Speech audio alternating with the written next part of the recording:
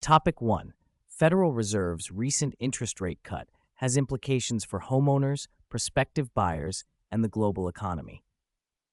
The Federal Reserve has announced a larger than expected interest rate cut this week, declaring victory over inflation and providing relief to borrowers.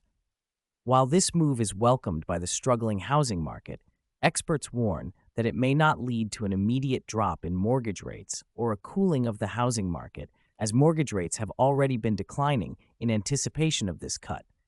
Nevertheless, experts expect further rate reductions by the end of 2024, predicting a gradual decline in mortgage rates.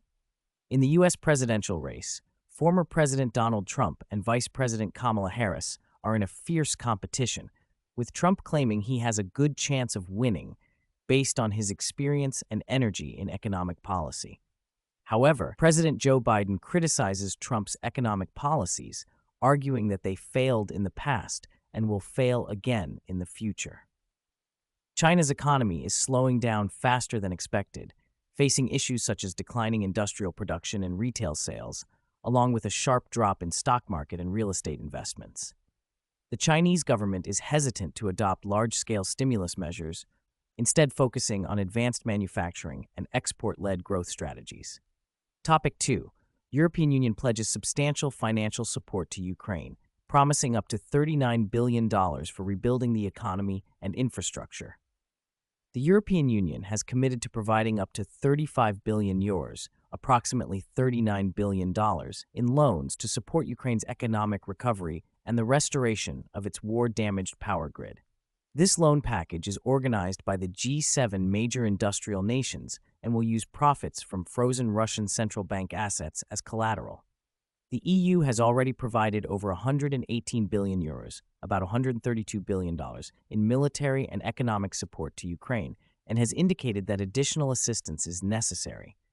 The loans will be directly injected into Ukraine's national budget, providing financial flexibility. As winter approaches, Ukraine is focusing on restoring its power grid and enhancing heating capabilities. Nearly half of Ukraine's energy infrastructure has been destroyed due to the war, leading to frequent blackouts in the eastern regions. The EU hopes to assist Ukraine in supplying about 25% of the power it needs during the winter.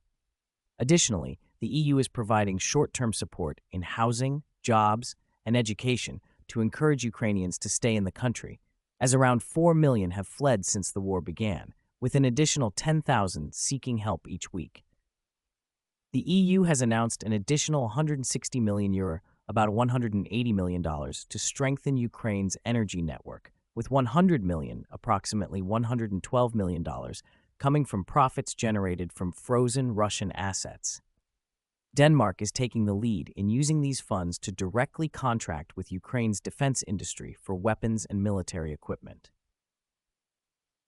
Topic 3. Nike undergoes significant organizational changes, with CEO John Donahoe stepping down and Elliott Hill taking over.